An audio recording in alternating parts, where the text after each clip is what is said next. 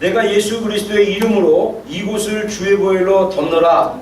내가 예수 그리스도의 이름으로 여기에 하나님의 영광이 임하였음을 선포하노라. 아멘. 예, 그렇습니다. 하나님, 이제 2013년 얼마 남지 않은 하나님 날들을 하나님 주님께 의탁하며 하나님 복된 주일 하나님을 예배하고 예수 그리스도의 이름과 영광을 높이기 위해서 우리가 주님의 전에 나왔나이다. 하나님, 우리의 온전한 예배를 받아주시고 우리의 마음과 우리의 생각과 육신과 모든 것들이 정말 하나님을 예배하며 예수 그리스도를 높일 수 있는 예배되게 하여 주시옵소서.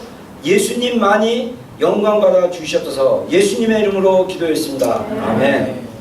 할렐루야. 주일 예배에 오신 여러분들 축복합니다. 주님, 오늘 이 시간 찬양할 때 우리가 주님의 마음을 더 부음받을 수 있는 시간을 되고, 또 예배 받으시기 합당하신 분은 예수 그리스도이신 것을 이 시간 우리 다 같이 기억하면서 찬양했으면 좋겠습니다.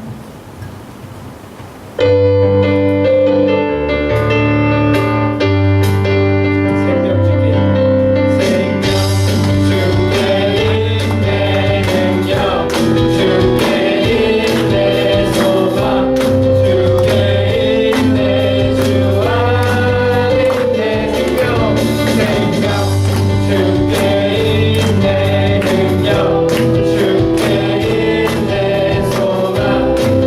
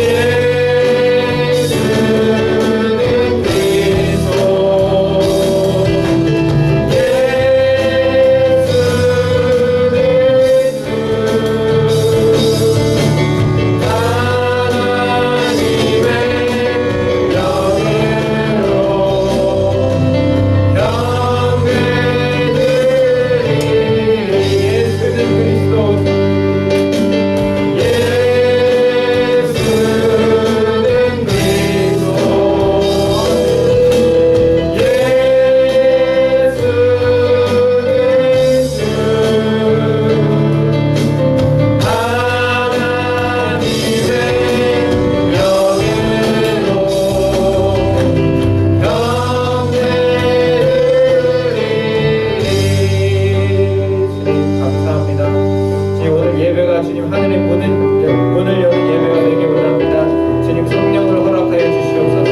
우리 가운데 주님의 성령을 허락하사 더욱더 충만케 하여 주시옵소서.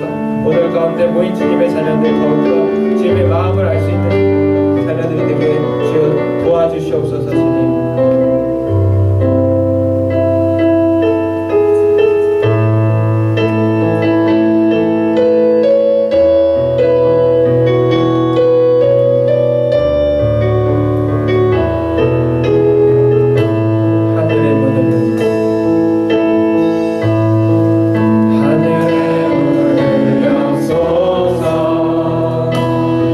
이곳을 주목하소서.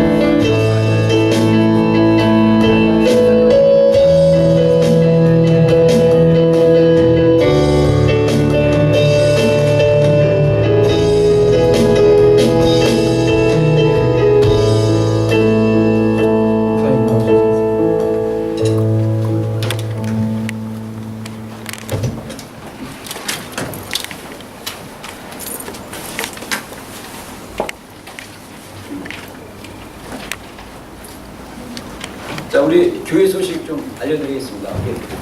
우리 옆 지체들하고 같이 함께 인사하는 시간입니다. 주님의 이름으로 축복합니다. 자, 우리 정말 우리 아쉬운 잠깐 시간이 있습니다. 우리 우철 어디 있습니까? 빨리 들어오라고. 이렇게 실내 이렇게 들어가서 그냥 바로 이렇게 가도 되는데. 빨리 찬송 빨리 들어오세요. 네. 자, 우리 우철 형제 우리 캠퍼스 GP 리더로 또 이렇게 찬양팀 우리 또 드러머로 이렇게 좀 섬겼다가 네. 우리 이제 네. 이제 한국에 이제 군대 이제 한국에 돌아가서 이번 주 화요일날 출국해서 한국에서 이제 신체 검사 받고 이제 언제 입대할지 모르지만 제가 이제 권하는 입대 시기가 2월 말이 참 좋겠다. 3월 초나. 왜냐하면 훈련소도 끝나고 여름 시작하기 전에 좀 자대 적응, 자대라는 것은 자기가 근무할 부대를 얘기합니다. 그래서 자대 적응하는 기간에 좀 여름이 좀 지난 다음에 여름 전에 들어가서 여름을 거서 통과하면 되지 막 신병때 그냥 너무 그냥 더울 때 가면 고생 많습니다. 목마른데 물도 못 먹게 하고. 요즘은 안 그러나? 우리 때는 그랬는데. 네, 그래서 요즘 안 그러겠죠? 경영이제? 유병재 어떻게 되나? 네, 요즘은 그냥 자유롭게 할 수 있어요? 그러면 여름에 들어가든지. 네, 그래서 우리 우철 형제 잠깐 기도 제목 있어요? 잠깐 나와서 한마디 해야지. 왜? 그럼 이따 성경 공독할 때 한마디 할래? 네. 성경 읽을게요. 그래, 알았어. 자, 우리 우철 형제를 위해서 많이 좀 기도해 주시면 고맙겠습니다. 그래서 우리 또 다혜자매 이제 한국 갔다가 또 3월에 돌아오죠? 네. 또 이제 한두 명 또 한국 아직 결정은 안 됐지만 또 한국 갈 수도 있다고 하는데 우리 비전교회는 계속 좀 이렇게 여기서 정말 영적인 또 하나님의 공동체로 또 이렇게 영적인 또 군대들로 좀 세워줬으면 좋겠습니다. 우리 지난주 잠깐 늦게 버스 때문에 좀 늦게 왔지만 오늘 정식으로 인사 드리고 싶은데 우리 이영경 자매님 어학연 수차 왔는데 그래도 우리 오클랜드 원팅하우스 사역 제가 한 2년 정도 했는데 하면서 그쪽 네트워크에 속했던 자매입니다. 그래서 이재진 목사님 있었던 교회 그때 같이 있었고 그 다음에 이제 지금은 이제 다른 교회 다니고 있지만 그래서 우리 원팅 네트워크 이치사 얼라이언스 저 안에 섬겼던 교회 안에 있던 자매인데 이런 이제 우리 지체들이 단기든 장기든 이제 우리 교회 안에 계속 좀 이렇게 와서 좀 이렇게 영적인 어떤 그런 것들이 좀 이렇게 같이 공유되어지고 교제되었으면 좋겠습니다. 우리 이영경 자매님 환영합니다. 우리 박수 한번 치겠습니다. 네, 제가 이번에 어제 여러분들 어제 우리 너무 진짜 우리 지체들 안 와가지고 제가 참 아쉬웠어요. 어제 간증 되게 좋았는데 김종철 감독님 그래서 간증 안에 이분이 좀 올 때 너무 힘들어가지고 이렇게 좀 약간 마음에 있는 울분들을 좀 얘기한 것도 있었는데 그건 걱정하지 마세요. 편집해가지고 내보낼 예정입니다. 그래서 제가 이번에 김종철 감독님 초청 집회 하면서 하나님이 주셨던 그냥 마음은 그냥 이게 사실 2014년에 이렇게 됐으면 좋겠는데 좀 우리 이렇게 컨퍼런스나 이런 것들이 좀 대체할 수 있는 지금 사실 이 오클랜드에서 가장 큰 컨퍼런스와 영향력을 미치는 게 코스타하고 유스코스타인데 그것을 대체할 만한 청년 컨퍼런스와 청소년 컨퍼런스를 좀 이렇게 우리 네트워크 안에서 많은 분들 좀 모셔다가 좀 했으면 좋겠다. 그래서 이 정말 이렇게 열려있는 하나님의 어떤 새로운 일들에 대해서 이렇게 닫혀있는 분들이 좀 열려질 수 있도록 이렇게 좀 이렇게 그런 통로 역할을 좀 해야겠다라는 생각이 좀 들었습니다. 그래서 여러분들 위해서 기도 많이 해주시고 이를 위해서 제가 1월 8일날 출국했다가 지금 돌아오는 날짜는 21일에서 24일 곧 사이에 좀 돌아올 걸로 가장 싼 지금 비행기 티켓을 기다리고 있습니다. 그래서 한 2주 정도 제가 한국에 방문을 하는데 이제 뉴시즌 컨퍼런스 방문하고 거기서 이제 한국에 지금 서울에 있는 우리 비전교회 지체들을 지금 다 모아서 같이 좀 참석해서 은혜 받으려고 합니다. 그래서 여러분들 위해서 기도해 주시면 고맙겠습니다. 우리 다니엘 저녁 기도회 아주 열심히 지금 이제 하고 오늘이 12일째 저녁인데 어제는 기도 못했고요. 오늘도 아마 분위기상 기도 못할 것 같아요. 그래서 내일 저녁에 또 이렇게 우리 계속 이어서 기도하는데 여러분들 많이 나오셔서 기도하시면 고맙겠습니다. 그리고 12월 이렇게 행사 일정이 쭉 있습니다. 그리고 오늘 저녁에 김정철 감독님이 용서라는 영화를 상영해 줄 겁니다. 아마 이거는 지금 유튜브나 다른 데서 이렇게 돌아다니지 않는 파일이기 때문에 지금 이제 많이들 이렇게 해가지고 좀 많은 분들 오셔서 그 용서라는 팔레스틴 크리스천들 안에 일어난 그 용서에 대한 그런 영화를 좀 다 봤으면 좋겠고요. 어제 제가 그 아는 분들 카톡과 우리 교회 페이스북으로만 했는데도 여러분들이 찾아서 오셨더라고요. 여러분들 아는 친구들 또 그리고 한동안 우리 교회 좀 못 나왔던 우리 지체들 좀 카톡으로나 문자로 좀 꼭 좀 특히 GP 리더들, GP원들한테 꼭 좀 이렇게 독려하는 카톡이나 문자 좀 보냈으면 좋겠습니다. 그리고 우리 25일 날 성탄 축하 예배 친구 초청 있습니다. 그래서 우리 GP별로 좀 성탄 축하 특별 순서 좀 GP 모임 때 좀 준비했으면 좋겠어요. 송구영신 예배 있고요. 그 다음에 신년 우리 수련회 1박 2일로 아주 뉴질랜드에서 가장 살기 좋은 도시 1위, 지금은 1위인지 모르겠어요. 몇 년 전에 계속 연속 1위였는데 타우랑가 우리 페이스 바이브 칼리지 예약했습니다. 그래서 거기서 1박 하고 거기서 그냥 수련회 우리 좋은 시간 가지려고 하니까 많은 참여 부탁드립니다. 자, 우리 또 혹시 광고 있나요? 네, 특별한 거 없습니까? 카드 그래요? 전달 누가 전달합니까? 태명이가 전달해. 나와서 오빠님 아니 네가 해. 나와서 나와서 와 이거 사진 찍으려면 온다. 빨리 찍어줘 빨리 페이스북에 올리고 찍어주세요. 네. 박수. 이걸 딱 이렇게 해야 되겠다.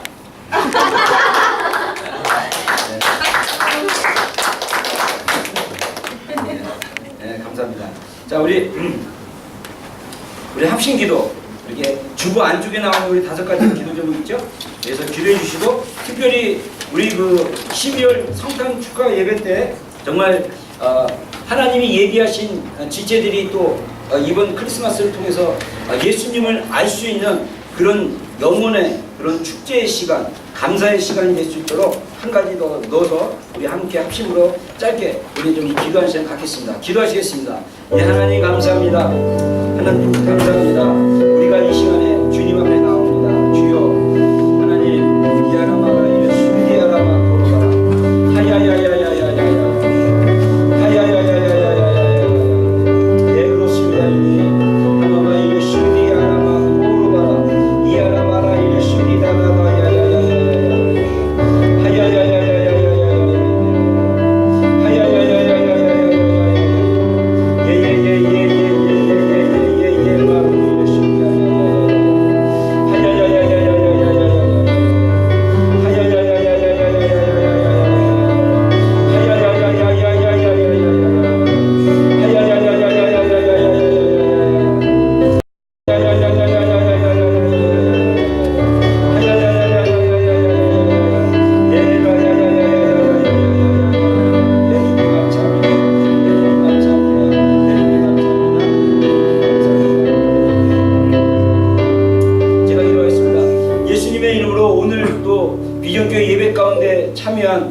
우리 모든 하나님의 권속들, 자녀들 주의 이름으로 축복합니다. 하나님을 더 알아가는 자들이 되게 해주십시오.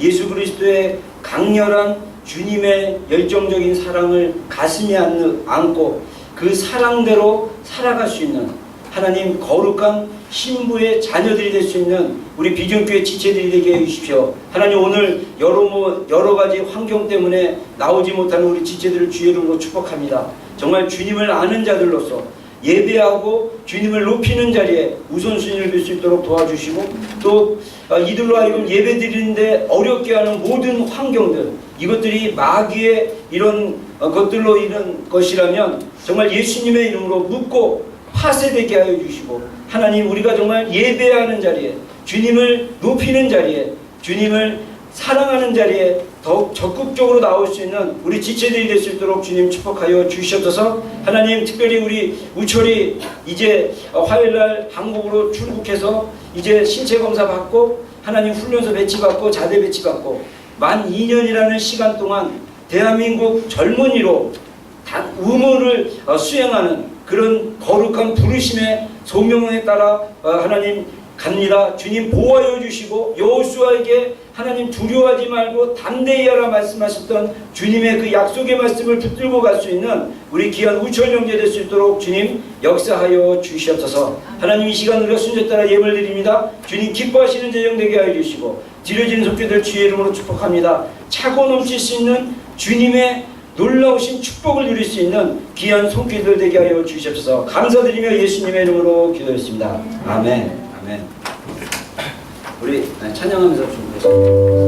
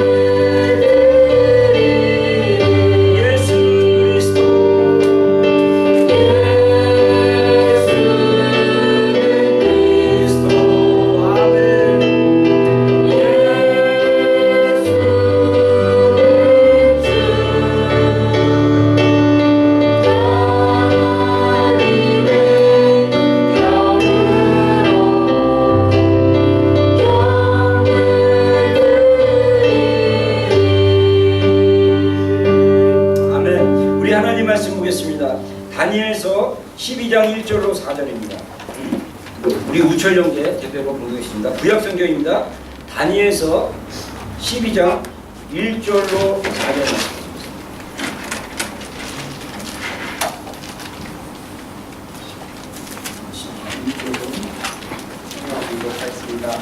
그때 네 민족을 호위하는 큰 군주 미가엘이 일어날 것이요 또 환난이 있으리니 이는 개국 이래로 그때까지 없던 환난일 것이며 그때 네 백성 중 책에 기록된 모든 자가 구원을 받을 것이라. 땅의 티끌 가운데서 자는 자 중에서 많은 사람이 깨어나 영생을 받는 자도 있겠고 수치를 당하여서 영원히 부끄러움을 당할 자도 있을 것이며 지혜 있는 자는 궁창의 빛과 같이 빛날 것이요 많은 사람을 옳은 대로 돌아오게 한 자는 별과 같이 영원토록 빛나리라.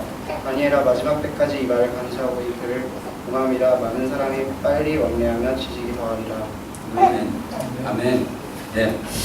네, 우리 제가 지난 그 다니엘 특별 기도회 때 잠깐 말씀했던 내용인데 제가 오늘 주일 예배 때 좀 이 말씀을 좀 다시 좀 이렇게 좀 깊게 좀 이렇게 나눴으면 좋겠다라는 생각을 가졌습니다. 지금 우리가 다니엘 특별 기도회를 지금 시작하고 있는데 우리 다니엘 특별 기도회 목표가 영혼 구원과 개인적인 어떤 돌파를 위해서 이렇게 기도하고 있습니다.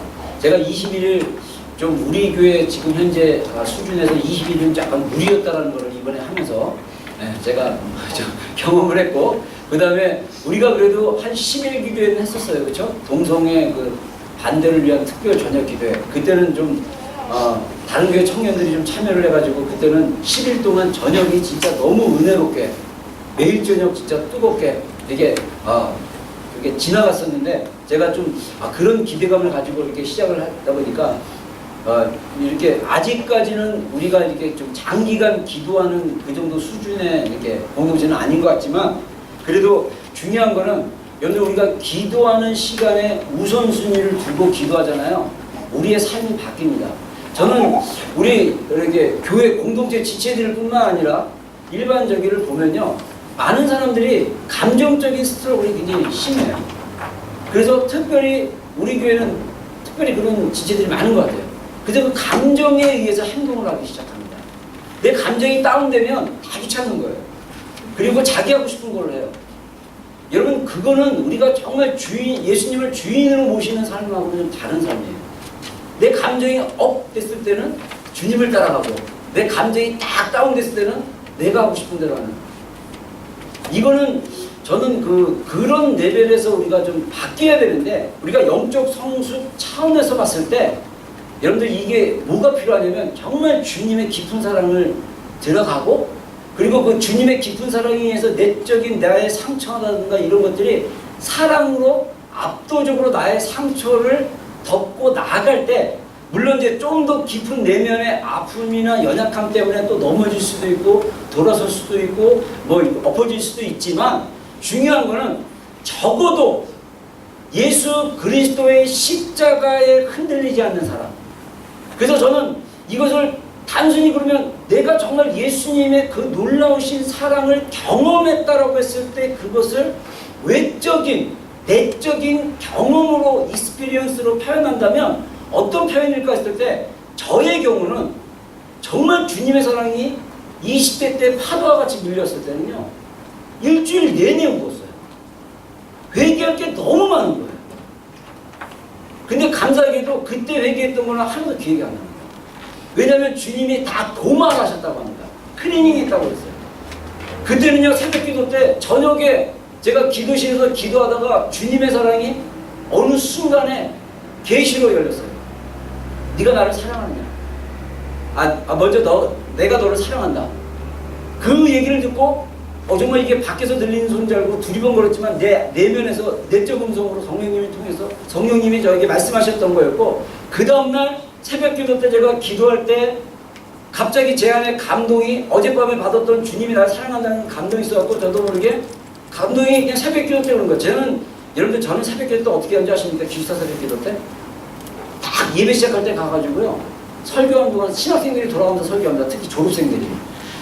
그러면요 앉아서 눈을 다 감고 있어요. 그럼 나도 모르게 잠이 와요. 그래서 그래도 이제 잠 올 때 흔들리지 않으려고 주의합니다. 뒷사람도 보고 있으니까. 이러다가 또 기도 시작해요. 막 기도 시작하면요 사람들 처음에 막 불같이 쫙 막 기도해요. 그럼 그때도 잠이 나요. 계속. 그러다가 조용해지면 눈이 떠져요. 그럼 한 30-40분 잔 것 같아요. 피곤한데. 그 다음에 몇 명, 한 10명 남았어요. 그럼 그 넓은 강당에서 방언으로 기도하면 이 공명이 해갖고 내 방언 소리가 아름답게 막 퍼져요. 그러면서 이렇게 신학교 기도 생활을 했던 것 같아요. 근데 그날 아침에 제가 갑자기 감동이 일었어요. 예수님 사랑합니다. 4번 고백했어요. 근데 놀랍게도 제가 그림 같은 걸 잘 안 보는 사람인데 눈을 딱 감고 예수님 사랑합니다 이러는데 갑자기 예수님 같은 분이 저를 쳐다보면서 이러는 거예요. 막 미치겠어요. 그래서 막 3번 해도 안 돼요. 4번째 정말 미치겠어요. 예수님 정말 사랑합니다. 근데 그때서 고개를 깜빡합니다.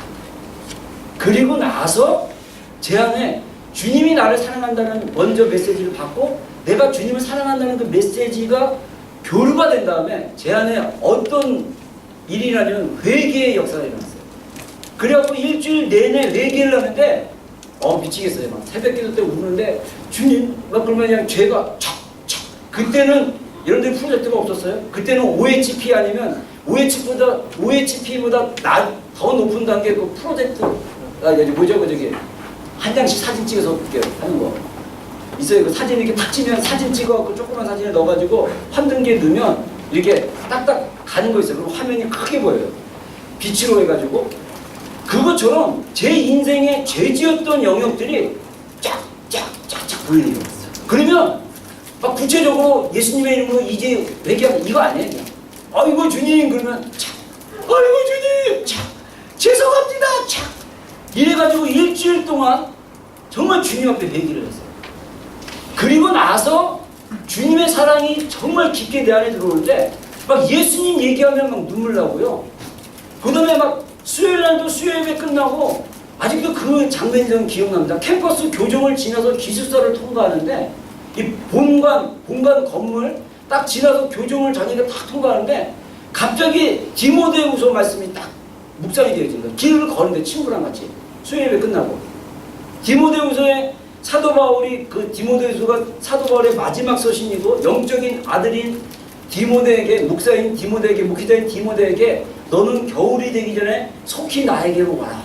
그리고 이미 관제와 같이 기름 부음이 내 안에 있는데 나는 이제 주님께로 이제 갈 날이 얼마 남지 않았다. 그러니 너는 올 때 겨울옷을 들고 속히 나에게로 와라는 그 말씀이 내 머리 안에 딱 떠오르면서 엄청 울면서 기숙사로 들어갔다.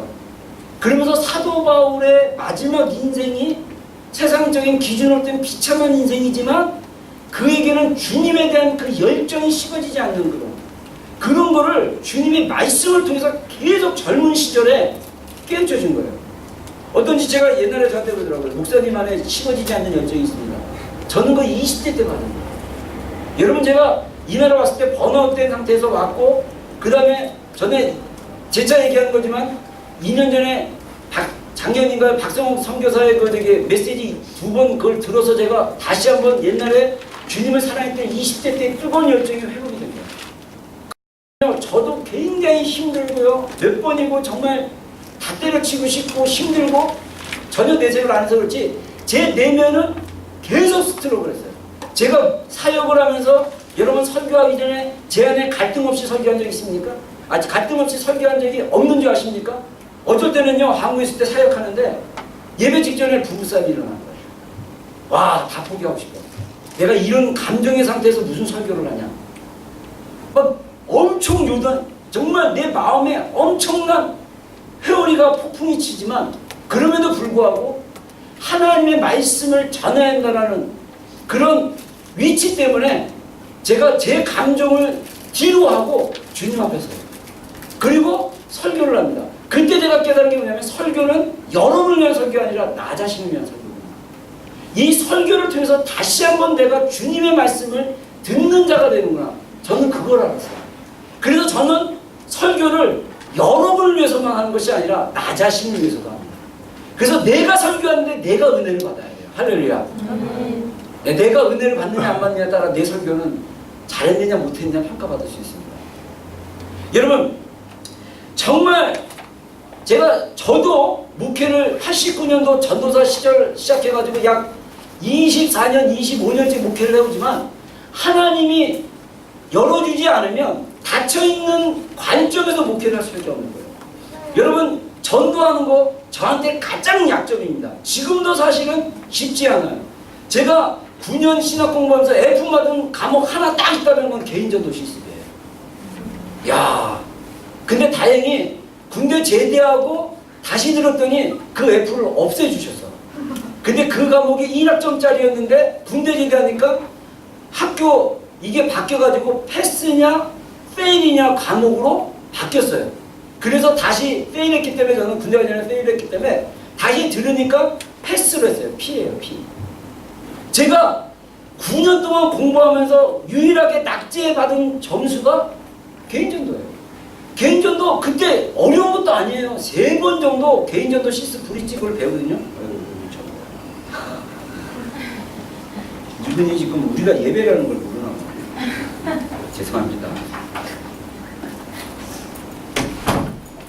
자, 여러분, 제가 개인전도 실습 그 브릿지를 해갖고 암송하고요, 딱 해갖고 사형리 같은 거를 가지고 제가 그때 서울에서 대전까지 이렇게 고속버스 타고 학교를 다녔는데 주말에만요. 제가 주일날 저녁이나 어린날 내려와서 금요일 차례예배 전에 이렇게 올라가는. 그래서 주말에는 서울에서 사역하고 주중에는 대전에서 공부하는 그런데 제가 고속버스를 타거나 기차를 타요. 그럼 항상 옆에 누가 앉거나 비어 있고 그래요. 그러면 딴 거 없어요. 한 학기 동안 한 2달 정도 그 기간 동안 기회를 줍니다. 옆에 있는 사람이나 길 가는 사람에게 브릿지를 전해가지고 그 사람이 영접을 했던 안 했던 건 중요하지 않아요. 내가 어떻게 접근을 했고 어떻게 말을 걸었고 어떻게 브릿지를 전했는데 그 사람이 반응이 어떻더라. 그때는 컴퓨터가 없었기 때문에 손으로 직접 그 레포트 용지에다가 줄 쳐진 레포트 용지에다가 손으로 써서 그냥 이번 주 전도 실습 보고서 일시, 장소, 시간, 내용 어떻게 도입, 어떻게 본문했고 결론 어떻게 피드백. 근데 안 그렇게 보이잖아요. 창피해가지고 말도 못 걸었어요. 옆 사람한테 말 걸어야 되는데 안 그럴 것 같죠. 근데 제가 군대 가기 전에는 부끄러운 사람이었어요. 굉장히 내성적인 사람이었어요. 새로운 사람에게 말 걸기를 굉장히 힘들어했어요. 군대 가서 고난을 통해서 강해졌습니다. 여러분, 그런 사람이었는데 그렇게 힘들어요. 지금도 전도하는 게 쉽지는 않아요. 근데 중요한 게 이 전도, 영혼을 구원하고 사람들을 예수님께로 이끄는 것이 너무나 중요하다는 거예요.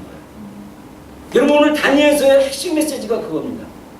여러분, 그래서 우리 비전교회는요, 이 엔드타임에 정말 거룩한 신부의 영성을 가진 군대로 살아가려면 엔드타임, 마지막 때 라이프 스타일이 바뀌어져야 돼요.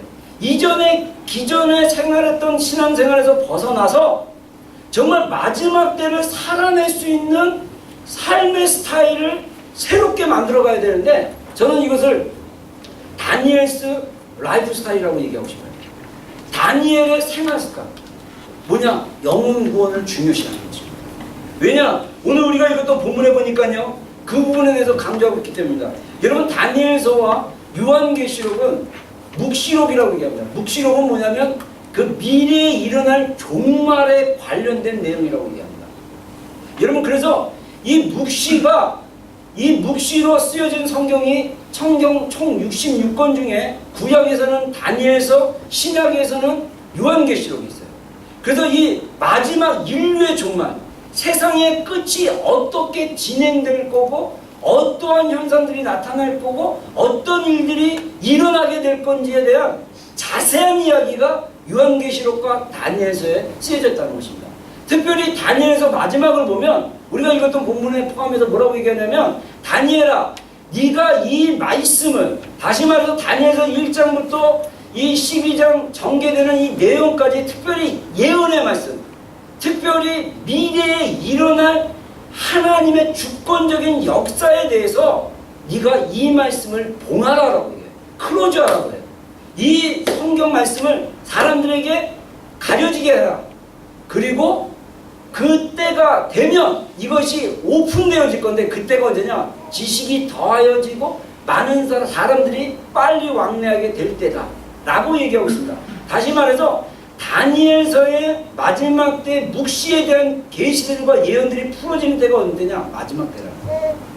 그래서 요즘 다니엘서에 대한 말씀들이 많이 풀어지고 있습니다. 여러분, 지금 때가 다니엘이 몇천 년 전에, 제가 연도를 정확히 기억을 못하겠는데 BC 500년 되면 지금 한 어느 년입니까? 2500년 전인가요? 약 2500년쯤에 다니엘이 앞으로 인류의 종말이 이렇게 될 거라고 하나님의 말씀을 통해서 들었습니다. 그것을 기록한 게 다니엘서예요. 근데 그 말씀의 해석들이 풀어지기 시작합니다. 어느 때? 지금. 그래서 이 엔드타임에 대해서 이제 하시는 분들이 다니엘서를 연구하시고 다니엘서에 대한 말씀들을 풀어냈고, 그리고 이 다니엘서에 했던 예언들이 어느 부분이 성취되었는지에 대해서 이렇게 적용하기 시작하는 시기에 우리가 살고 있다는 것입니다. 여러분, 다니엘서에서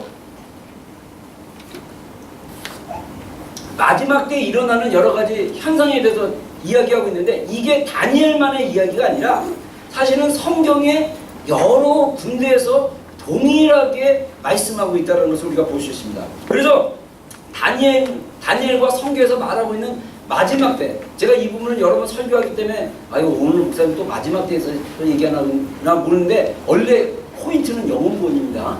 그리고 포인트는 지혜 있는 자로 살아가는 겁니다. 요거는 그냥 서론적으로 제가 간단하게 좀 얘기를 하겠습니다. 마지막 때 현상 중에 첫 번째가 뭐냐면, 사람들이 빨리 왕래하고 지식이 더해질 거라는 거예요. 여러분, 사람들이 빨리 왕래하기 위해서는 뭐합니까? 다니엘 시대 때는 가장 빠른 게 말입니다. 지금 시대 때 가장 빠른 게 뭡니까? 뭐 오토바이도 될 수 있고, 뭐 차도 될 수 있고, 뭐 운송수단, 뭐 기차, 뭐 비행기, 뭐 배는 이제 옛날 거고요. 그렇게 되고 있죠. 근데 운송수단의 발달이 일어날 걸로 다니엘은 알고 있었다는 거예요. 그래서 여러분들 재미있는 사실이 뭐냐면요, 여러분들이 이걸 보시면 돼요. 성경에 나와 있는 환상을 봤던 선지자들은요, 마치 뭐가 같냐면 미래에 일어날 우리가 지금 영화나 이렇게 촬영된 어떤 뉴스나 이런 걸 보면 화면을 보잖아요. 지금 북한에서 장성택 부총리가 총살됐다라고 체포된 사진이나 이런 걸 통해서 아, 저분이 장성택 부총리라는 분이 저렇게 생겼구나. 아, 북한 사람들이 저러구나. 이거를 사진으로 보잖아요. 선지자는 어떻게 보면 환상으로 봤어요. 근데 놀랍게도 이사야서 60장에 보면요, 일어나라 빛을 발하라 내 빛이 온 땅 가운데 펼쳐질 것이요. 여기서 말하는 너의 빛은 이스라엘입니다. 마지막 때 이스라엘의 빛이 온 땅 가운데 열방 가운데 퍼지게 될 건데, 그러면서 5절 6절에 쭉 선지자 이사야가 뭐냐면 너희 자손들이 너희에게로 돌아오게 될 거다. 열방으로 흩어진 자들이 돌아오게 될 거다 하면서 막 돌아온다는 메시지를 막 얘기해요. 그러면서 생뚱맞게 선지자 이사야가 60장 8절에 뭐라고 하는지 알아요? 저 구름같이 비둘기가 그 보금자리를 날아오는 것 같이 날아오는 자들이 누구냐? 이거를 갖다가 우리가 다르게 생각하면 아, 선지자 이사야가 비둘기가 막 날아가는 걸 보고 아, 사람들이 비둘기같이 날아오는 걸 생각하나 보다 이렇게 하는데, 저는 개인적인 해석입니다. 제 해석이 다 해석은 아니에요. 그냥 제 개인적인 적용이고 해석인데, 그러니까 그리고 저의 이 해석이 다른 이스라엘의 회복을 얘기하는 분들을 동의하는 해석입니다. 제가 풀어낸 해석이 아니라 이스라엘의 회복 운동을 하신 분들이 뭐라고 하는지 아세요? 이 비둘기가 비행이다. 비둘기같이 구름같이 그 보금자리로 날아오는 자들이 뭐냐. 저는 그래서 개인적인 해석을 여기다 덧붙이자면 아마 이사야가 환상을 보지 않는다. 하얀 칼기나 하얀 유나이트 에어라인인가 이런 비행기를 환상 가운데 보고 저 비둘기같이 구름같이 날아오는 자들은 누구냐? 비둘기가 보금자리로 돌아오는 것 같이 이스라엘 사람들이 날아오는 게 누구냐라고 보지 않았냐? 요거는 저의 개인 해석입니다. 아, 이렇게 환상으로 보지 않았을까? 여러분, 이게 가능한 게, 여러분, 제가 전에 아이학 갔을 때 그 마이클 비클 목사님이 그런 얘기 했다고 했잖아요. 여러분 기억납니까? 제가 갔다 오자마자 그 간증으로 나눴던 거. 제가 갔더니 미국의 어떤 예언하는 목사님이 딱 마이클 비클 목사님한테 그런 얘기 했잖아요. 야, 내가 진짜 신기한데 그게 말이 안 되는데 사람들이 손에 TV를 보고 있더라. 그래서 한국에서는 전철 안에서도 버스 안에서도 사람들이 손에다가 TV를 보고 앉아 있더라. 이게 스마트폰이 개발되기 10몇 년 전 얘기예요. 그 목사님이 환상을 봤는데 한국에서는 이거 보고 있더라. 그 얘기를 마이클 목사님 우리 한국 사람들한테 해줬다니까요. 여러분, 그거 뭡니까? 그림으로 본 거예요. 여러분, 요한계시록도 마찬가지예요. 요한계시록을 뭐 이게 상징으로 봐야 된다, 비유로 봐야 된다, 그때 당시 로마 황제 네로를 얘기한다, 막 이런 거 얘기하면 안 되고, 사도 요한이 밤모섬에서 사람들이 여기에 뭐가 딱 붙이고 찍 하면 뭐가 이렇게 딱 물건 사고 매매하는 거 보고 그 사람들이 나중에 하나님 예수님을 예배하는 게 아니라 이 적그리스도를 예배하는 거를 저는 그림으로 봤다고 생각해요. 근데 그분이 생전 본 적이 없으니까 지혜 있는 자는 보라. 지혜는 여기 있으니 666이다. 뭐 이렇게 얘기하고, 여러분 생각해보세요. 본 적이 없는데 보여. 이거를 글로 표현해야 돼. 얼마나 힘듭니까? 여러분, 놀랍게도 하나님의 사람들에게 하나님이 주시는 초자연적인 크리에이션은요, 많은 부분의 그림으로 보여집니다. 여러분, 저는 레오나르도 다빈치라는 천재가 저는 그런 거라고 생각해요. 레오나르도 다빈치가요, 이렇게 그 사람은요, 과학부터 예술, 그 다음에 신학까지 섭렵한 천재입니다. 저는 독실한 크리스천이라고 개인적으로 생각하는데, 이분이 직접 자기가 환상으로 본 걸 그림으로 그려요. 여러분, 이렇게 뭐 요즘 이렇게 비행기 시초에 이렇게 날개를 하는 거 있잖아요. 이런 것도 그분이라 그래요. 이분이 실제로 그거를 갖다가 다 그려놓고 다 해놓고 했겠습니까? 아마 하나님이 보여주지 않았나, 저는 개인적으로 생각해요. 여러분, 그분 말고도 우리 사모가 여기서 페인팅 전공을 공부할 때 제가 이제 옆에서 도서관 책 갖다 주고 또 이렇게 하면서 제가 옆에서 이렇게 책을 보니까 약 1000년 전인가 500년 전 분인데 꽤 유명한 화가입니다. 근데 이분의 그림은 다 성화인데 이분의 그림은 다 환상으로 본 거예요. 천사가 실제로 나타나가지고 얘기하는 거. 그래서 날개 이렇게 하고 환상으로 본 걸 그림으로 그린 거. 하가. 여러분 지금도 똑같아요? 여러분 지금 게임에서 하는 많은 캐릭터들이 이쪽 어둠에 영감 받은 사람들이 보고 그린 거 알죠?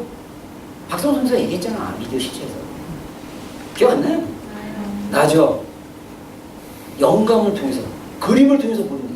제가 그 김원양 선교사인가 인터컵에 제가 옛날에 청소년 집회할 때 봤는데 그 우리 그때 가장 나루토 얘네들 막 꼬리 9개 달린 애 막 그죠? 이런 애들이 주인공 되고 막 그냥 뱀이 막 그 안에서 막 나오는 애 막 이런 나는 본 적이 없는데 그 그림을 그때 보여줘서 그때 알았어요.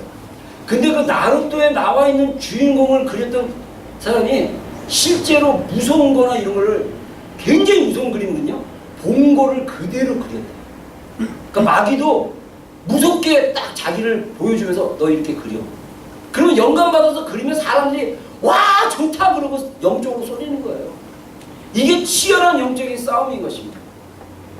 여러분 지금 우리가 그러한 시대에 살고 있다는 거예요. 그리고 또 하나 지식의 증가라고 했어요. 여러분 과학 분야의 이 발전은요 엄청납니다. 저는 대표적인 과학 분야의 발전이 이 천문학의 발달이 어떤 목사님이 얘기하기를 옛날에 천문학의 발달을 우리가 어떻게 볼 수 있냐면 마태복음 1장에 보면 예수님이 탄생한 거를 저 동방에 있던 동방 박사들이라고 우리 성경에 이렇게 나와 있는데 정확히 얘기하면요 점성술사예요. 점성술사는 뭐냐면 별을 보고 점을 치는 사람들이에요. 근데 그때 당시에는 이들이 과학자이기도 했습니다. 이들이 실제로 눈에 보이는 별들을 연구를 하고 별의 위치를 연구한 다음에 자기가 어떤 수학적 계산을 해가지고 미래의 일을 예측을 했다는 거예요. 근데 예수님을 별을 보고 따라왔던 그 점성술사들의 그때 당시 천문학의 지식이 막 발달하다가 최근에 한 지식이 다음 단계로 넘어가는데 걸리는 기간이 100년이었다면 50년으로 지금은 10년으로 줄어들었어요. 옛날에는 다음 레벨로 들어가기 위해서 어떤 연구를 하고 다음 레벨로 올라가기 위해서는 약 100년이나 시간이 필요했다면 이젠 천문학 지식이요 다음 레벨을 여는 데 있어서 10년밖에 안 걸립니다. 그리고 지금 우리나라 카이스트 굉장히 유명하잖아요. 우리나라 이 석학들이 모이는 거기서 김원양 선교사가 대학원 리더십 코스를 공부하는데 제가 6월달에 잠깐 만나서 얘기해보니까 저한테 딱 그래요. 자기가 상주에서 대전으로 출퇴근하면서 지금 공부를 하고 있는데 대학원 그 리더십 하는데 이 리더십에는 전공이 다양하대요. 과학자도 있고 인문학자도 있고 여러 학자들이 있는데 이 사람들의 핵심적인 주제는 융합이래요. 융합이 뭐냐면요 이거와 이거 전혀 다른 건데 한번 해볼까? 해보면 이게 더 강력한 뭔가가 됩니다. 그래가지고 어떤 분은 뭐라고 하냐면 인간의 뇌에서 띄어낸 세포 하나를 갖다가 딱 배양기에다가 딱 갖다 놓고 거기다가 뭐 전기를 한번 가해봤대요. 쫙 했더니 이게 막 변한대. 이게 뭘까? 이상하다. 온도를 좀 높여볼까? 막 이상한 일을 막 하면서 자기들도 이게 지금 과학이 어떻게 막 벌어질지 두렵다는 거예요. 막 전혀 상상이 안 되는 거. 이거는 옛날 사고방식으로는 물과 기름 섞으면 안 되는데 여기다가 물과 기름을 섞은다. 예를 들면 물을 하나 딱 하면 이게 막 섞이고. 예를 들자면 그래가지고 과학자들도 무섭대요. 지네가 이거하고 새롭게 막 붙여버리면 막 이상한 일들이 막 일어난대요. 여러분 무시무시한 시대에 살고 있어요. 반인 반수. 반은 인간인데 반은 동물인 사람도 나올 수도 있어요. 인간 유전자 DNA랑 늑대 DNA랑 이렇게 나오면 우리가 영화에서 보는 늑대 소년 같은 사람들도 출연할 수 있습니다. 여러분 쌀벌하죠? 주님 빨리 오셔야겠죠? 네, 무시무시한 시대에 살고 있어요. 제가 목요일에 잠깐 얘기했지만 인공지능 와 얘도 무섭습니다. 인간이 제가 알기로는 저는 과학에 대해서는 사실 별로 관심이 없는 사람이에요. 그래서 저는 과학에 되게 무리했는데 오히려 하나님의 말씀을 증거하면서 과학에 관심을 갖기 시작했어요. 왜냐하면 시대적인 증표로 보이기 때문에. 여러분 인공지능의 발달이 제가 알기로는 이게 틀릴 수도 있는데 제가 알고 있기로는 컴퓨터가 얼마나 이게 뭐랄까 컴퓨터가 얼마나 슈퍼컴퓨터가 나아진지 그 다음 레벨을 아는 게 인간이랑 체스 게임을 하는 거라고 했어요. 그래서 인간 체스 왕하고 컴퓨터하고 체스 게임을 해서 이겨야 되는데 지금은 제가 알기로는 컴퓨터가 이기는 걸로 알고 있습니다. 전에는 체스 왕이 이겼습니다. 지금 이겼는지 모르는데 제가 근접한 걸로 알고 있고 지금 일본에서 가위바위보 게임하는 로봇 나온 거 아세요? 손으로? 인공지능과 이 손이 움직이는 건데 가위바위보 하잖아요. 그러면 이 가위바위보는 이 로봇팔이 100% 이긴대요. 인간이 절대 이길 수 없대요. 가위바위보 이 사람이 낼 수 있는 확률이 셋 중에 하나잖아요. 근데 셋 중에 확률이 여러분들 몇 프로입니까? 35%입니까? 45%입니까? 수학 잘 모르겠어. 근데 중요한 건 뭐냐면 그거를 갖다가 100% 이길 수 있다는 거예요. 이거는 굉장한 거예요. 근데 로봇이 어떻게 알고 있느냐? 인공지능을 통해서 그걸 이렇게 카메라로 보잖아요. 카메라로 봐서 그 사람이 다음에 뭘 낼 걸 안다는 거예요. 지금 여러분들 그 저기 우리나라 그 이렇게 되신 분 있잖아요. 아 우리나라 영국에 이렇게 되신 분 있잖아요. 문제 이름? 그 우주과학자. 스티븐 호킹. 호킹 그렇지 같이 호킹. 네. 그 호킹 이분이잖아요. 제가 뭐라고 하는 게 아니고 이게 갑자기 생각이 안 나서 지금 이런 거 무시하고 이런 거 아닌다고 오해하지 마십시오. 저 인종차별이거나 뭐 이런 사람 아니에요. 근데 스티븐 호킹의 여러분들 스티븐 호킹을 뇌가 너무 천재에 내려서 과학자들이 스티븐 호킹의 뇌를 스캔하고 싶어갖고 밴드를 만들었는데 이 스티븐 호킹의 뇌를 다 스캔할 수 있대요. 여러분 그 전에 천재 과학자였던 유대인 아인슈타인 죽었는데 뇌만 잘라냈어요. 왜 이 사람은 다른 사람에 비해서 이렇게 똑똑한가? 뇌 연구하는 뇌 전문가들이요. 그 뇌만 아인슈타인 뇌를 딱 잘라내서 인간의 뇌를 연구하기 시작했어요. 그래서 이건 뇌과학이라고 합니다. 유식한 말로. 근데 이 뇌과학이 일본 쪽이 굉장히 발달했습니다. 뇌과학이 뭐와 연관되냐면 인공지능과 연관되어 있습니다. 우리의 감정이 여러분들 여기 마음이 울컥하고 마음이 우욱하고 마음이 확하고 그래서 우리의 감정이 마음인 줄 알았는데 여러분들 뇌에 있는 거 알죠? 뇌에서 감정을 조절하게 만드는 거예요. 그래서 인공지능만 잘 발달하면 로봇인데 자기 감정을 자기가 컨트롤해요. 더 무섭죠? 네, 이제 터미네이터가 이제 나오기 시작합니다. 여러분 근데 제가 목요일날 잠깐 얘기했지만 미래 한국 미래 교회 10년이라는 책을 제가 읽고 제가 잠깐 목요일날 얘기했지만 제가 생각하는 것보다 우리나라 그 전 세계 과학이요 진도가 엄청 빠릅니다. 여러분들이 상상하는 것 그 이상의 속도로 과학이 발달하고 있어요. 여러분 대단해요. 지금 우리가 SF로 보는 영화의 많은 부분들이 실제로 현실화될 겁니다. 여러분 그런 시대에 우리가 살고 있어요. 지식이 증가할 것이다. 다니엘의 말씀의 계시가 풀리는 때가 어느 때냐? 지식의 증가가 일어날 때라는 것입니다. 또 하나 우리가 마지막 때를 알 수 있는 게 대환란의 전조라는 것입니다. 제가 이 영어 오늘 통역할 줄 알고 좀 통역 편하게 하라고 전조라는 단어를 찾으니까 오맨이에요. 오맨. 저는 오맨 하면 70년대 영화 중에 오맨이라는 영화 아세요? 귀신 영화입니다. 저기 뭐 엑스타시 뭐 이런 영화예요. 엑소시즘 이런 영화인데 무서워서 저는 제목만 보고 제목만 엑소시즘 맞아요? 엑소시스트 아니 엑소시즘은 영화를 한국말로 그때 개봉하고 70년대 80년대 그런 막 귀신 들린 애가 막 공중에 막 부양하고 하얀 그 잠옷 입고 다니면서 막 피 흘리고 막 이렇게 머리 풀고 다니고 막 이런 영화인데 오맨이라는 영화가 나서 저는 오맨이라는 게 원래 괴기다 이렇게 생각했는데 전조라는 영어 사전 찾아보니까 오맨이에요. 오맨이 뭐냐? 불길한 일들에 대한 대재앙에 대한 전조, 어떤 사인, 미리 보여주는 어떤 예고편 같은 거라는 뜻이에요. 그런 것들이 실제로 일어난다는 것입니다. 여러분 이거는 다니엘의 말만이 아니라 예수님께서도 말씀하셨고 사도 베드로도 말씀하고 있습니다. 여러분들이 잘 아는 내용일 것 같아서 간단하게 성경 구절만 얘기하겠습니다. 예수님께서 마태복음 24장 29절 30절에 뭐라고 얘기하냐면 그날은 마지막 때입니다. 환난 후 즉시 해가 어두워지고 달이 빛을 내지 아니하며 별들이 하늘에서 떨어지며 하늘의 권능들이 흔들리라. 그때 인자의 징조가 하늘에서 보이겠고 그때 땅의 모든 족속들이 통곡하며 그들이 인자의 구름을 타고 능력과 큰 영광으로 오는 것을 보리라. 여기서 우리가 볼 수 있는 게 뭐냐면 예수님께서 구름 타고 능력과 큰 영광으로 오는 것을 보게 될 거다. 그때가 어디냐? 이 지구상 가운데 엄청난 환란이 막 일어나게 됐을 때 그럴 거다. 그래서 다니엘은 뭐라고 하냐면요, 이 마지막 때는 어떤 때냐? 이 환란이 오는데 1절에 얘기하기를 그때 내 민족을 호위하는 큰 군주 미가엘이 일어날 것이요 또 환란이 있으리니 이는 개국 이래로 그때까지 없었던 환란일 것이며 그때 내 백성 중에 책에 기록한 모든 자가 구원을 받을 것이다. 이 태초에 하나님이 천지를 창조한 이래로 이런 환란이 없을 정도의 거대한 환란이 일어날 거라는 거예요.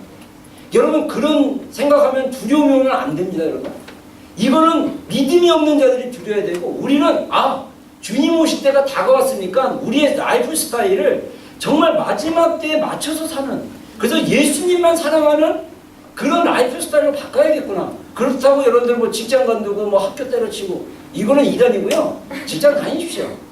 돈 많이 버십시오. 그래서 좀 즐기고 많이 선교하고 많이 주님의 일을 하십시오.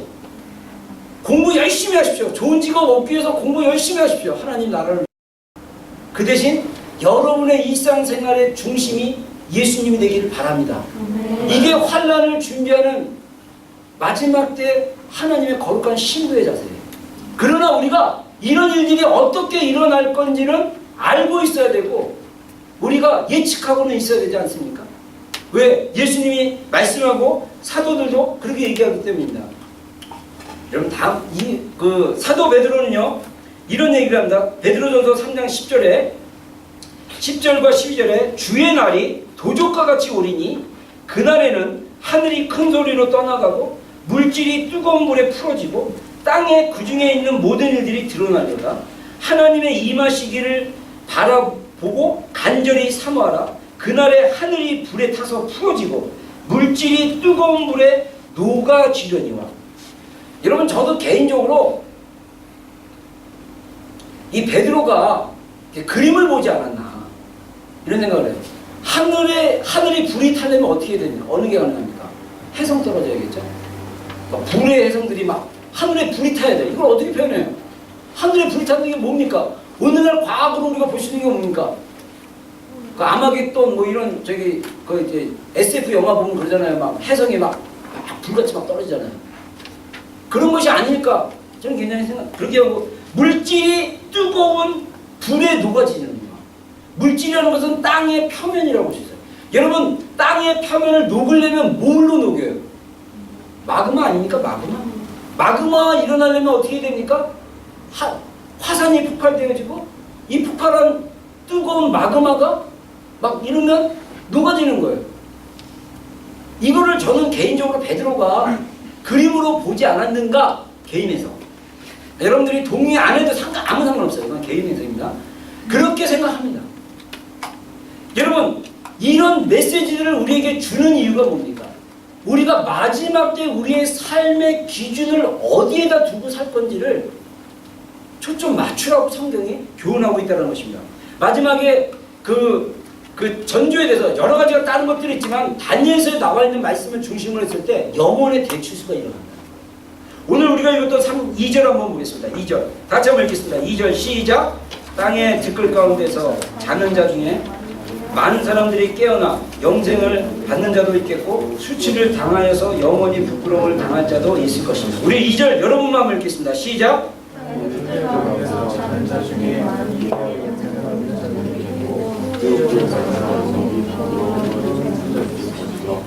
예, 자 여기 다니엘은 뭐냐면 땅의 티끌 같은 자들이 무수히 일어나 구원을 받는다 그랬어요. 많은 자들이 깨어나서 구원을 받는다고요.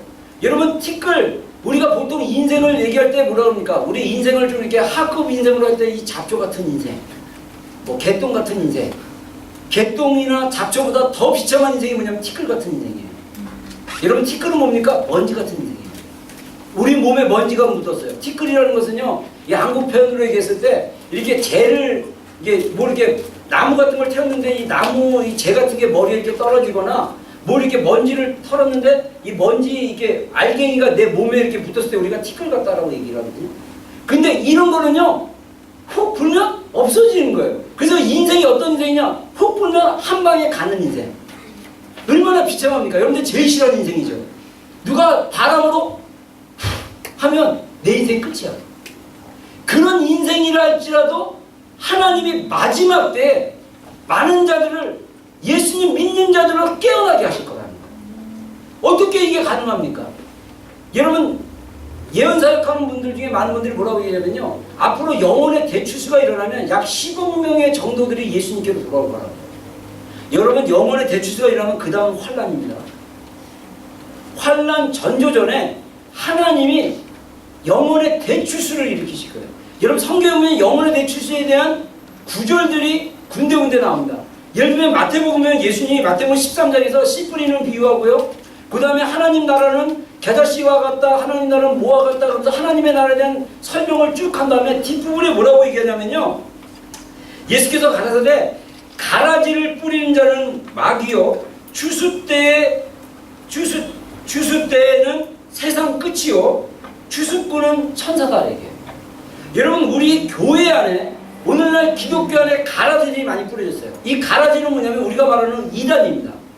우리의 안타깝게도 많은 교회들이 우리 교회를 오해하는데 이단은 신천지나 막 이런 사람들이에요. 우리는 아군이에요. 아군인데 우리는 특수부대 아군이다 보니까 우리는 좀 UDT처럼 이게 비밀부대 병기처럼 이렇게 훈련받다가 사람들이 잘 이해를 못하는 거야. 근데 나중에 이제 실상이 드러나면 우리는 강력한 하나님의 비밀병기, 할렐루야. 네. 그런 군대로 되니까. 근데 세상 끝이 어떤 때냐? 추수 때라고 했어요. 세상의 끝에 추수가 일어날 거고 추수꾼은 천사라고 했어요. 저는 이 추수꾼이 천사라는 얘기에 굉장한 영적인 의미가 있다고 생각합니다.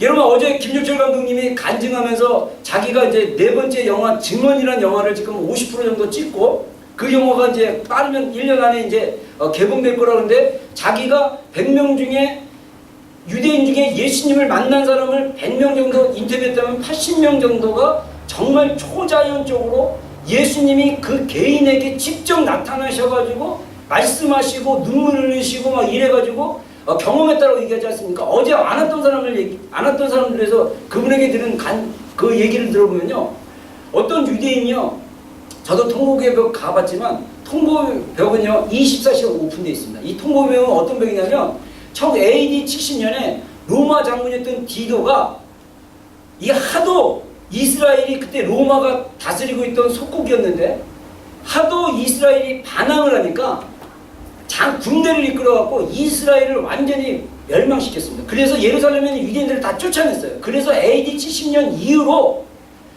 1948년 이스라엘이 그 나라를 세울 때까지 약 1900년 동안 이스라엘이라는 나라가 완전히 사라지는 사건이었어요. 그때 디도 장군이 대로마 제국에 대항하는 민족과 나라들은 이렇게 멸망할 거라고 본을 보여주기 위해서 예수님의 마태복음 얘기하기를 돌 위에 돌도 하나도 남기지 않을 거다. 건축된 건 다 무너진다고 했어요. 실제로 다 그런 일이 일어났습니다. 근데 통곡의 벽 굉장히 큽니다. 통곡의 벽만 하나 딱 내렸어요. 그게 원래 통곡의 벽이 아니라 견본으로 모든 걸 다 무너뜨리고 무너진 성벽 한쪽만 딱 놔둬가지고 견본으로 세워라. 그래서 로마에게 대항한 모든 민족은 이렇게 멸절된 것, 멸망할 거다 라고 본으로 보여주고 다 무너뜨리고 그것만 세워놨어요. 굉장히 높습니다. 저도 가봤지만 근데 거기에는요 커튼으로 가운데를 쫙 이게 나눴어요. 자매 파트, 남자 파트. 그래서 남자 기도하는 데는 여자들이 못 오고요. 아직은 율법적이라서 사람들이 여자 기도하는 데는 남자가 못 가게 돼 있어요. 그리고 뒤가 오픈되어 있기 때문에 뒤에서는 보여요. 여자들도 남자 기도하는 거 보일 수 있고 남자들도 여자 기도하는 거 보이는데 이 중간에 벽 쪽을 기준으로 해서 꽤 길게 못 넘어가게 이렇게 했어요. 못 보기도 하고. 근데 남자 유대인이 막 이 통곡벽에서 막 이제 유대인들은 이렇게 몸을 흔들면서 기도해요. 그래서 여러분들 기도하거나 찬송할 때 몸을 흔드는 건 괜찮아요. 이게 성경적입니다. 유대인 기도 방식이에요. 가만히 이게 가만히 이렇게 묵상하고 기도하는 거는요 약간 동양적이에요. 이 참선 그러니까 여러분들 우리는 큰 소리 내고 이렇게 몸을 흔들고 손을 흔들고 이렇게 이렇게 기도하는 게 맞아요. 유대인들은 그렇게 기도합니다. 그렇게 유대인이 이렇게 기도하고 있는데 막 그냥 기도하고 거기서 막 너무 유대인들이 왜 통곡이 되냐면 유대인들이 다시 한번 이 예루살렘의 영광이 재현되게 해달라고 예루살렘이 회복되게 해달라고 그들이 눈물로 하나님 앞에 계속 통곡하는 거예요. 메시아 근데 그 영광의 재현은 뭐냐 메시아가 와야 된다는 거예요. 메시아가 오셔서 예루살렘 이스라엘을 완전히 해방시키고 온 열방 가운데 이스라엘을 높여주기를 기대하면서 그들이 몸을 흔들어 기도하는 거예요. 근데 예수님이 옆에 와가지고요 딱 옆에 서서 눈물을 뚝뚝 흘리시더래요. 근데 벽에다 손을 대고 기도하는 유대인 남자 손 위에 눈물이 실제로 떨어진 걸 자기가 경험했대요. 쇼킹하죠. 온 가족 5 식구가 살고 있는데 예수님이 방문을 해가지고 김종철 감독 말에 의하면 5살짜리 7살짜리 그 다음 사람들은 다 방에다가 딱 이렇게 딴 사람들 가라고 방 문 닫아놓고 카메라 딱 찍어놓고 내 눈 쳐다봐 거짓말하지마 너 실제로 예수님이 너희 집에 왔어? 이렇게 물어보래요. 물어봤더니 5살 7살 가족이 또 동일하게 예수님이 그 가족 5명이 모인 장소에 예수님이 나타나신 거예요. 표정들이 썰렁한 표정들이 아니라 여러분 만약에 예수님이 우리가 예배드린데 여기서 잘 걸어오신다고 생각해보세요. 와 그러면 뒤집어집니다. 죄인들은 다 눈도 못 뜰 거예요. 여러분 이런 초자연적인 일들이 일어나지 않을까? 그래야 10억 명 영혼 추수가 가능해요. 여러분 영혼 구원은요 우리가 알고 있건 모르고 있건 어떻게 보면 영적인 전쟁에서 벌어지는 치열한 전투라고 저는 개인적으로 생각합니다. 왜냐하면 성경 고린도후서에도 나왔지만 안 믿는 자들의 마음을 미혹하는 영이 있다고 했어요. 여러분 그 안 믿는 자들의 마음을 가리우고 미혹하는 영이 교회 안에 교회를 출석하는 교인들에게도 가능하다는 거 아십니까? 교회를 오는데 설교가 안 들어오는 거예요. 교회 와서 예배를 드리는데 하나님을 만난 적이 없는 거예요. 교회 와서 신앙생활을 하고 자기는 정상적으로 도덕적으로 열심히 살려고 하고 큐티하라니까 큐티하고 뭐하라니까 뭐하라고 종교생활은 열심히 하는데 그 마음에 가려진 그 어떤 것 때문에 주님의 심장까지도 들어가지도 못하고 주님의 감정이 어떤 건지도 모르고 주님의 살아계신 실제가 어떤 건지도 모르고 신앙생활하는 사람들 이거 걷어줘야 돼요. 이게 어떻게 가능합니까? 영적인 기도로 가능합니다. 여러분 많은 부분에 누가 나를 위해서 기도해주면 내가 나아질 거라고 생각하는데 그거는요 그것보다는 가장 바른 길은 뭐냐 좀 느리지만 확실한 길은 뭐냐 자기 개인이 기도하면서 돌파하는 거예요. 여러분 그래서 여러분들에게 제가 기도할 때 통성으로 기도하라고 권하는 것입니다. 소리질러 기도하라는 것입니다. 방언으로 기도하는 것입니다. 그런 소리를 지르고 방언으로 우리의 생각과 감정에 상관없이 주님을 향해 소리 지르다 보면 우리의 잠잤던 묵혔던 감정들이 일어나기 시작한 거예요. 여러분 놀랍게도 아까 얘기한 대로 우리 교회 많은 지체들이 감정적이라고 할 때 이 감정이 사람들의 관계에서는 엄청 변화무쌍한데 주님과의 관계에서는 굳어진 마음이에요. 굳어진 감정. 아무렇지도 않아. 뭐 그냥 슬픈 영상을 봐도 그냥 주님의 막 고문 받는 거 봐도 뭐야 저거 막 이러고 막 간증을 들어도 막 울면서 간증을 해도 왜 저러지? 저게 울 일인가? 막 이런 감정들이 너무나 많아요. 왜? 이게 주님을 향해서 뭔가 막이 있기 때문에 어떻게 돌파합니까? 부르짖고 돌파해야 돼요. 여러분 저는 제가 몇 번 얘기합니까? 제가 너무나 답답해갖고 주님을 향해서 소리 질렀을 때 내 안에 깊은 곳에서 내면에서 성령이 내가 다 알고 있다. 그러니까 나의 목소리가 외적으로는 소리를 지르는데 내 안으로는 깊이 내려가게 되는 거예요. 목으로만 소리 내면요 목만 아파. 배에다 힘주고 배에서부터 소리를 끌어야 돼. 쥐 이렇게 쥐야 이렇게 그래갖고 내 안에서부터 쭉 끌어서 터치게 될 때 내 안에 내면이 주님을 만나는 거예요. 우리 안에 계신 성령님을. 할렐루야. 여러분 이러한 기도가 우리 안에 필요합니다. 그랬을 때 정말 이 마지막 때 영혼의 대추수에 대한 성경에 말하고 있는 이해들이 말씀들이 이해되기 시작합니다. 여러분 그러면 결론으로 두 가지 빨리 얘기하겠습니다. 결론은 뭐냐? 다니엘이 마지막 때에 어떤 자들로 우리 성도들을 살아가야 되냐? 지혜 있는 자로 살아가야 돼요. 지혜 있는 자는요, 다니엘서에 보면 하나님을 아는 자이며 하나님을 알되 강하고 용맹스러운 자라고 했습니다. 여러분 다니엘서 그 11장 30절에 보면요, 오직 자기 하나님을 아는 백성은 강하여 용맹을 떨치리라. 이게 다니엘서 11장 32절 하반절인데 상반절에 보면 그 다니엘서 11장 32절 상반절과 31절 그 앞에 보면 마지막 때에 대한 또 얘기를 해요. 뭐 언약을 배반하게 되고 언약 배반한 자들을 죽이게 될 것이고 막 마지막 때 얘기를 하면서 오직 군대가 일어나서 이스라엘 백성들을 막 이렇게 하고 막 이런 거에 대한 예언을 마지막 때 예언을 하는데 오직 자기 하나님을 아는 백성은 강하여 용맹을 받는데 제가 영어 성경을 봤더니 이게 뭐냐면요, 하나님을 아는 그의 백성들은 그 언약을 배반하고 이스라엘을 공격하고 그때는 유대교 믿는 사람이겠죠. 지금은 예수 믿는 사람들을 핍박하고 막 공격하고 죽이려는 자들에게 어떻게 하냐? 강하게 레지스트 합니다. 레지스트가 뭡니까? 레지스턴트. 개신교라는 게 로마 카톨릭에 저항하는 자들이라는 이름에서 나온 거예요. 로마 카톨릭이 개혁교회들, 현재의 교회들을 그때 당시에 핍박했을 때 개혁주의자들은 레지스턴트라고 그랬어요. 뭐냐? 로마의 권력과 핍박에 저항하는 자들.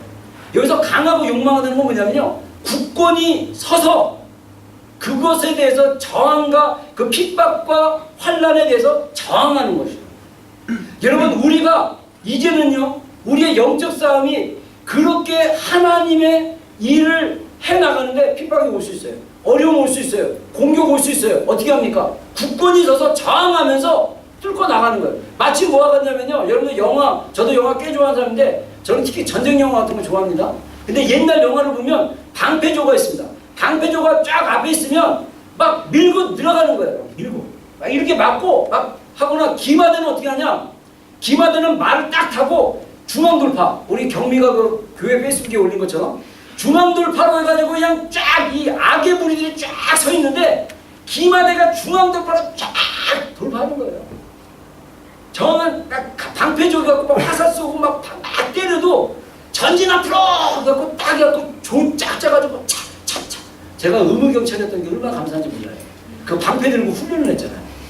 그래갖고 방패조 앞으로 그러면 쫙 서여갖고 뭐 해주자 그러면 촥 이렇게 하다가 촥 전진 앞으로 그러면 이 군화, 여러분들 군화시는 사람들이 아스팔트 길에서 충성 용갑 충성 용갑 몇백 명이 대모대 수천 명이 있는데 야 몇백 명이 방패조 앞에 갖고 뒤에는 이제 저기 뭐 사과탄이라든가 경찰봉 딱 들고 전진 앞으로 그러면 몇백 명이 한 목소리로 충성 용감 충성 용감 하면요 막 화병 던지고도 대모대로 흩을 수 있어요.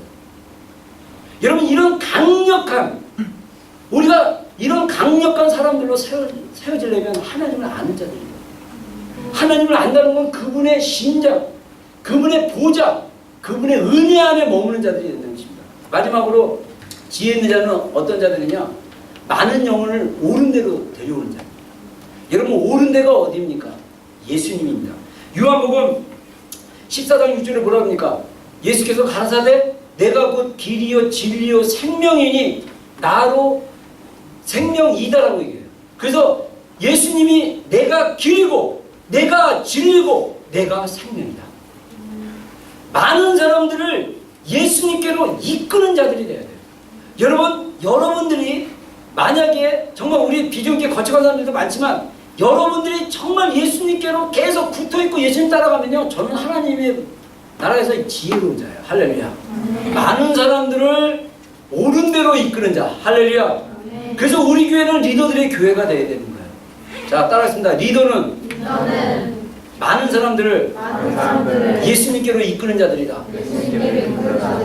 아멘. 우리 교회는 리더들의 교회입니다. 많은 사람들을 예수님께로 이끄는 자들이 돼야 돼요. 이번 특별히 성탄 축하를 제가 왜 영혼군을 마쳤냐? 마지막 때 영혼군이 굉장히 중요합니다. 아까 얘기한 대로 10억 명의 그 영혼의 대추수가 일어날 수도 있지만 일어나지만 그 일이 일어나기 전에 우리가 해야 할 일이 뭐냐? 내 주변에 있는 사람들을 예수님께로 이끌어서 그 추수된 영혼들을 훈련시키고 그 다음 환난을 대비할 하나님의 거룩한 신부들을 훈련시키는 일이 필요한 거예요. 여러분, 일반 교회들이 10억 명의 사람들이 몰렸을 때 그 사람들을 감당할 수 있겠습니까?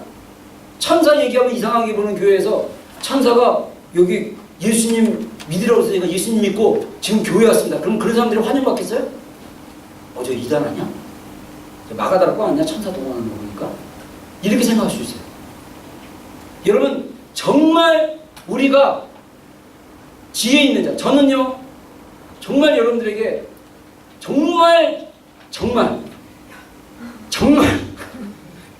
정말 주님께 지혜 있는 자로 사여지는 여러분들에게 주님을 축원합니다. 제가 목요일에 얘기했지만 여러분, 제가 주님 앞에 자랑할 게 뭡니까? 여러분이에요. 여러분이 주님 앞에 나의 멸류관이에요. 이건 진심입니다. 네? 여러분들이 주님을 사랑하면 돼. 나 쳐다보지 말고 주님 쳐다봐. 네? 주님 사랑하고 주님과 깊은 교제 가운데 나가고 주님이 원하시는 삶을 살아내고 주님이 원하시는 행동하는 믿음을 살아내고 그런 삶을 살면 돼요. 그러면 저는 주님 앞에 정말 칭찬받아요. 난 기대돼요. 흥분돼요. 그래서 여러분들을 정말 주님 앞에 올바르게 이끌고 싶은 겁니다. 우리 그래서 여러분들도 많은 사람들을 예수님께로 이끄는 자들이 됐으면 좋겠어요. 그래서 여러분, 이번 크리스마스 혹시 성탄 예배 참여한 사람들 기도하시면서 내 주변에 주님을 모르는 사람들 또는 정말 이게 신앙생활하다가 멈췄던 사람들, 정말 그 복음이 몰라서 갈급한 사람들, 이런 사람들 여러분들 데려오십시오. 기도하고. 근데 너무 세상에 빠져 있으면 힘들어요. 먼저 이 사람들 세상에서 고난당하게 기도해 주시고 인생의 채찍이 그 인생 가운데 빨리 속히 임하도록 기도해 주세요. 아니 정말이에요. 여러분들 매도 빨리 맞는 게 좋다고. 그 인생의 채찍이 이루어지시도록 속히 채찍이 이루어져서 주님을 찾는 갈급한 심령으로 일어나게 해달라고. 여러분, 사랑의 기도입니다. 그 세상에 살면서 축복을 너무 받으면 안 돼요. 세상에 살면서 실패와 좌절과 채찍도 맞아봐야 돼요. 그래야 주님께로 쓰는 거 아닙니까? 저는 그렇게 생각해요. 그래서 그들의 영혼들을 위해서 좀 기도했으면 좋겠습니다. 우리 같이 기도할 시간 있습니다. 여러분, 기도하실 때 우리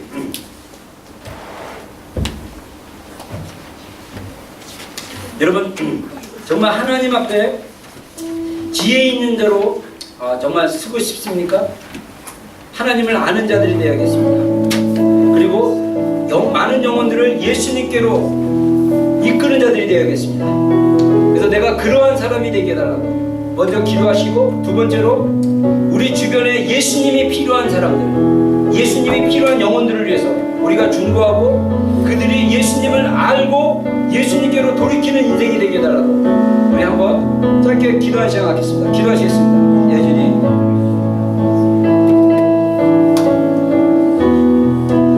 그렇습니다 주님. 그렇습니다 주님. 주님을 아는 자들이 되게 해주십시오.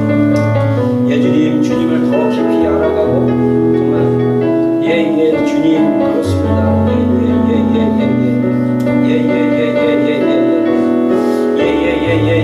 하나님의 지혜로운 자들이 되게 해주십시오. 하나님의 말씀 위에 서 있는 자들이 되게 해주십시오. 하나님만을 사랑하는 자들이 되게 해주십시오. 주님, 많은 사람들을 예수님께로 이끄는 자들이 되게 해주십시오. 많은 사람들을 예수님께로 끌어가는 자들이 되게 해주십시오. 주님, 마야 예수야, 주님, 마야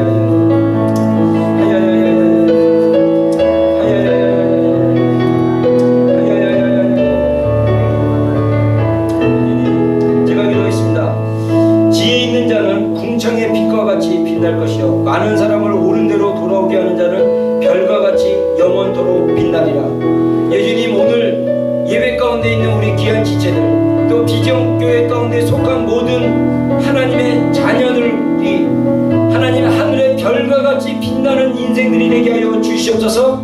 하나님 나라에 정말 별과 같이 빛나는 지혜 있는 자들이 되게 하여 주시고, 하나님을 알고 이 땅에서 살아가는데 우리가 뒤로 물러나는 자들이 아니라 강하고 용맹을 바라고 하나님 이 거대한 악의 소용돌이 속에 이 악의 영향력 안에 저항하고 믿음으로 한 발 한 발 전진해 나갈 수 있는 하나님을 아는 용맹스러운 자들이 되게 하여 주시고, 하나님 많은 영혼들을 예수님께로 이끄는 리더로서의 삶을 살아갈 수 있는 자들이 되게 하여 주셔서, 그래서 주님을 정말 주님 앞에 섰을 때 하늘의 별과 같이 빛나는 인생, 세상의 어떤 인간적인 성공이 아니라 세상에서부터 얻는 성취가 아니라 하나님의 말씀을 따르고 순종함으로써 얻을 수 있는 그런 아름다운 상급을 받을 수 있는 하나님의 복된 자녀들이 될 수 있도록 주여 역사하여 주시옵소서.